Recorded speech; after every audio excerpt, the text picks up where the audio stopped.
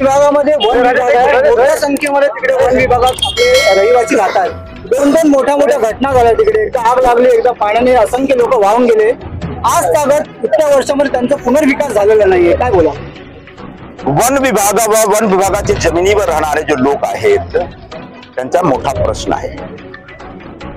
त्यांना पिण्याचे पाणी भेटत नाही, नल कनेक्शन भेटत नाही, मीटर कनेक्शन, वीज कनेक्शन भेटत नाही.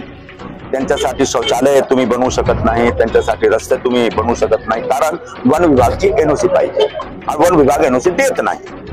आता सुप्रीम कोर्टचा एक असा आदेश आलेला आहे आणि त्या आदेशामध्ये असं सांगितलं गेलेलं आहे की हिंदुस्थानाचे नागरिक कुठेही राहतात त्यांना बेसिक अम्युनिटीज, बेसिक नागरी सोयी सुविधा घेण्याचा अधिकार आहे आणि ही जबाबदारी प्रशासनाची आहे.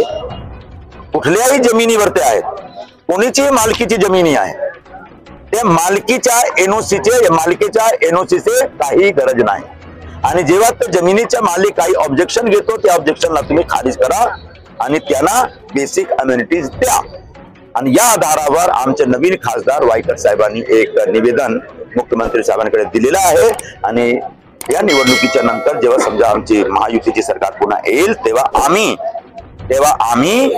त्या विषयावर काम करणार आणि वन जमिनीवर राहणारे लोकांना सर्व सोयी सुविधा आणून देणार, हा माझा शब्द आहे. एक सगळ्यात मोठा प्रश्न आणि महत्वाचा प्रश्न आहे की वन विभागामध्ये ते भूमाफिया, लाईट माफिया, पाणी माफिया आहे, त्याच्यावर तुम्ही काय बोलाल?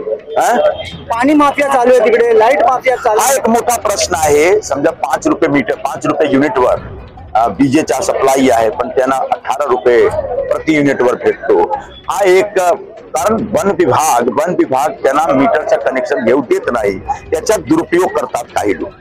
तो वन विभाग जेव्हा परमिशन देईल, एनओसी देईल आणि वन विभाग समजा एनओसीची गरजच नाही आहे आणि सगळ्या समजा मीटरचं वीजचं कनेक्शन भेटेल तेव्हा हा प्रश्न स्वतः मिटून जाईल. चला